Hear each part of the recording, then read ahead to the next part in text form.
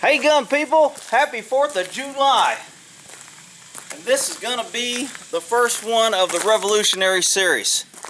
Hopefully I can get in my 15 minutes here. Smokey's gonna help me out. Aren't you, bud? I know, he's a good boy. So,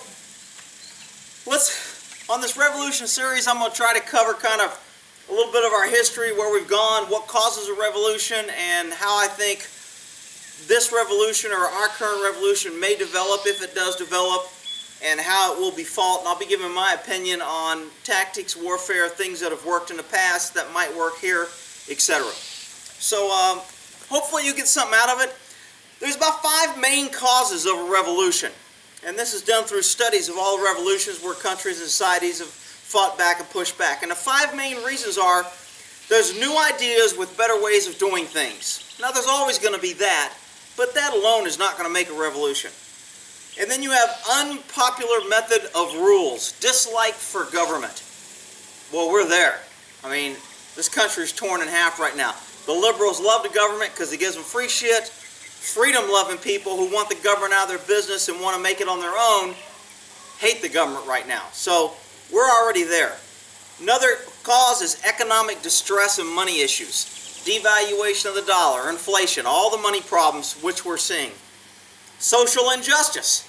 Right now, you got black people saying there's social injustice, you got Muslims saying there's social injustice, and you got white people saying there's a war on white people in America. So there's plenty of social injustice going around this country to push us to a revolution. Another thing is religious issues, either a war on Christians or other religions, depending on what the religion of the home state is. It happens to be more Christian here in America, but so anyway, let's talk about the American Revolution here and how that's going on. And so I jot down some notes. Hopefully I can get through them in my 15 minutes. I don't want to make a part 2 on this. But I'm going to take you through a little history on our first revolution, when America was first. Remember, we belonged to Britain. We were colonized. The British appointed our governors. They ruled us. They provided an army. We didn't have anything before we signed our Declaration of Independence and went to war with Britain to get our own independence. We didn't have an army. We didn't have anything. The British, the government, kind of provided for us. They also took. So back in 1765, the king appointed Governor Hutchinson to rule. And then we were taxed by Parliament in England on their local taxes. And then we had taxation without representation, because we really didn't have representatives. We had appointed governors from the king, but we didn't really elect anybody, and we had no say on our taxes, almost like it is now. Congress just passed taxes, DEA, all our federal institutions, they tax us on every corner of gas, street, roads, air, electric, phone. We have no representation for taxes. If you think you do, you're wrong. So, King George III was the ruler, and of course rulers always want money. So 10 years earlier, England sent troops for a 7-year war against French settlers and Indian allies, and it cost 60 million pounds back then. So to pay for that war, they were going to stamp the colonists. Before we were America, I'll start calling us Americans, but basically it was the colonists before we got our independence. They wanted to pass an act called the Stamp Act. And this Stamp Act was going to tax everything from document, goods, everything we owned. It also gave British troops the authority to write their own warrants and serve their warrants, and to go inside your house and see if you were complying with the Stamp Act. So they could come in, they could check your furniture. It had to have a stamp saying it came from the British government. They could check your birth certificates, any documents, legal documents, owning. Had to have a tax stamp. You had to pay tax to have it. So this Stamp Act was a huge overreach, and finally people were like, hey, that's just BS. Now that's a big problem, but I think the teeth thing kind of hit it off better. So the Stamp Act, they could write and approve, and most colonists, Americans, saw this as a huge loss of freedom, privacy, and we were being taxed by a second government because we already paid local taxes to provide for things locally. Now we were getting another government. The Brits were sending over more taxes that we had to do, and they were sending over their army to enforce it, and we had no way to fight back. We had no way. Why?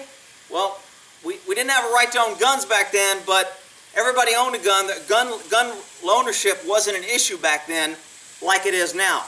But this ties into why the government needs to get the guns when they see a revolution coming.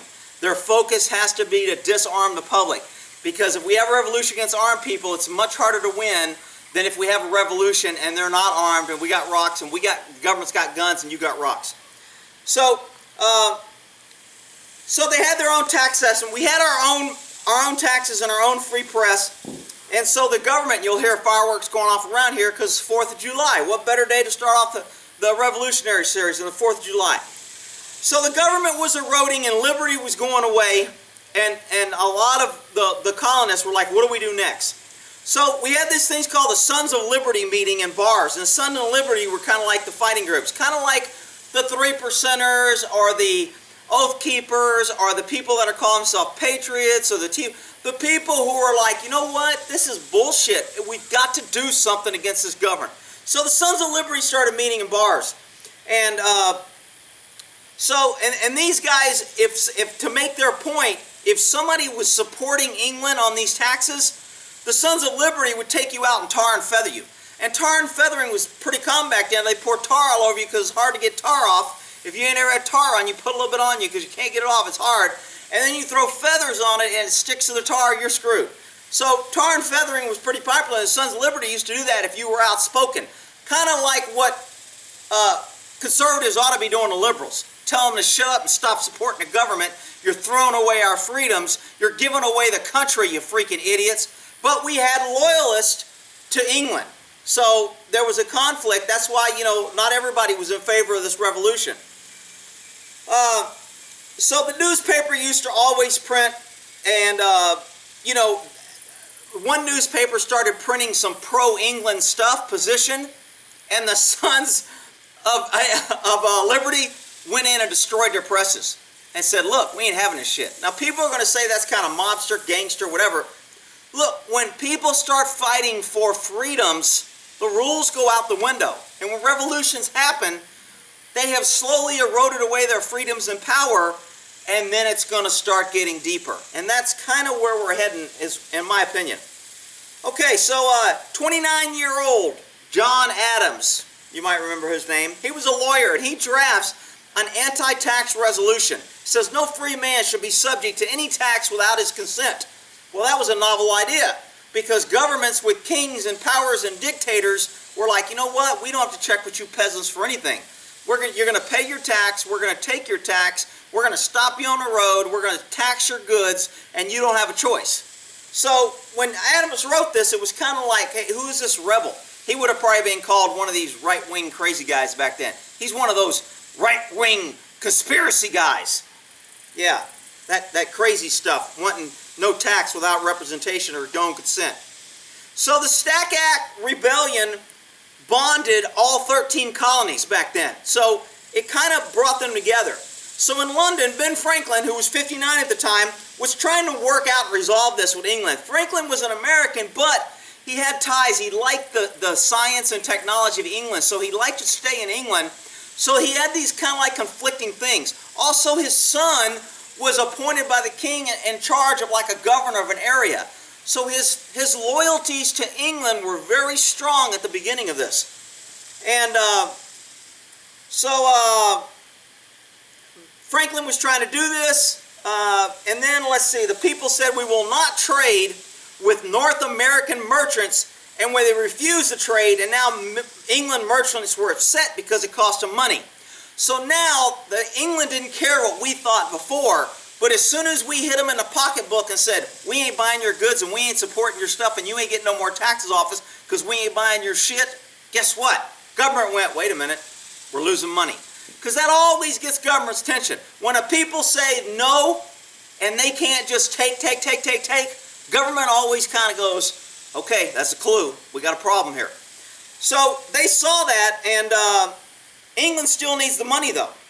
So, but when we fought back and said, we're not going to trade with you, they repealed the Stamp Act.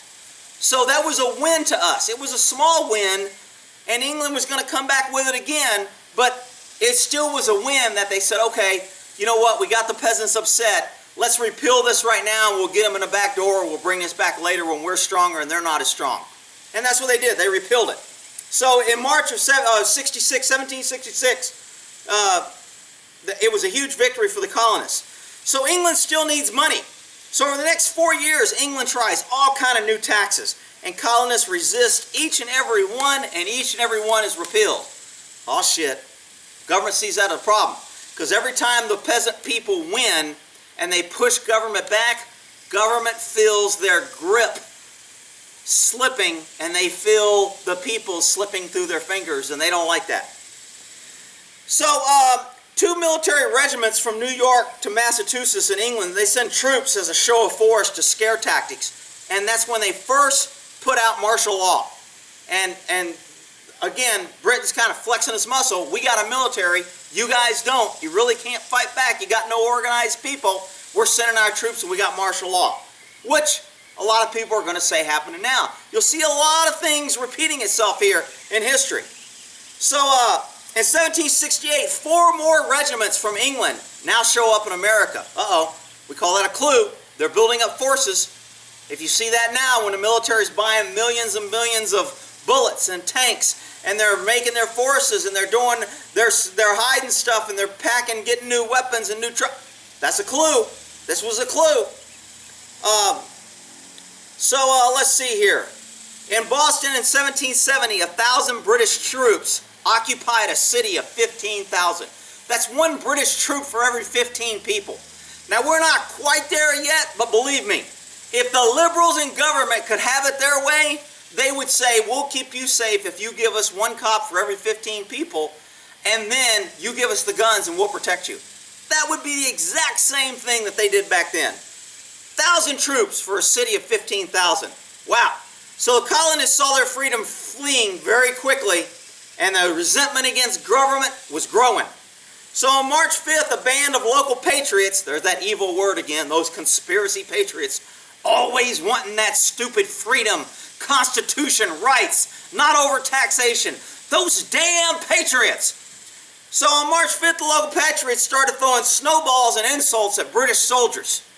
Well, the British soldiers didn't take too kindly to that, and they fired on them. Some other protesters joined in, of course, and threw some rocks and oysters, but the soldiers says, you know what, they fired in, they killed 5 people. Shit hit the fan then, because the colonists got really upset and people banded together, and that's normally what it takes, like Waco, Ruby Ridge. When the government does something so outrageous and uses the force so egregiously, people go, oh hell no, we got to do something now. So it usually takes one of those sparks to get things done. This was a spark. Started out with snowballs, now 5 people are dead from the British Army with guns. Okay, so this was also known, you might have heard this in school if you're still teaching it, it's probably considered communism now, they don't want to teach our history. The Boston Massacre. So it hits the papers, people are pissed. Paul Revere, who was a writer, he did a story, he was working in the press, and he made it look like, worse than it was, he made it look like the British just lined up and started shooting colonists for no reason. Well, this inflamed people more. Good for him. Because although it didn't happen that way, it was going to come to that, it was going that way, and sometimes you got to need a little push to get people motivated. So Paul Revere, being a patriot he was, kind of skewed his reporting like all reporters do, and he made it look like doing cartoons and stuff that they just lined them up and started shooting them. Okay, this caused the people to get behind the patriot movement, and the story ran everywhere and it spread like wildfire. So this was a good thing. This is good for the movement of freedom and stop the British tyranny and occupation and troops. Oh, the Stamp Act, I forgot to cover. The Stamp Act also allowed British soldiers to be quartered in any house. So a British troop could show up at your house and say, my troops are sleeping here tonight. And they're sleeping in your bed. So you can either sleep out in the barn, you can sleep on the floor, but your house is now our house. That was included in the Stamp Act. Just one of those little side things, kind of like the Patriot Act. Sounds like it's great, and then you read it and it's got all these sign things where it steals freedom and gives government all this power and control that nobody ever knew about. Luckily back then they didn't have computers, and we'd probably have big monstrous things then. They had to write their shit out, so that helped control government. So all these troops, because this movement got big and the Boston Massacre, were charged with murder. And nobody could find a lawyer to represent them because the lawyer's like, hey man, I don't want to be called. Shit, there's my 15 minutes. This is probably going to be a part 3 on this. All right, So, sorry, Smokey. I gotta stop this because I'm in YouTube jail. Alright, so I'll make a part 2. There's going to be quite a few series of the Revolution. So this will be Revolutionary 1. I'll do a Revolutionary 2 coming up.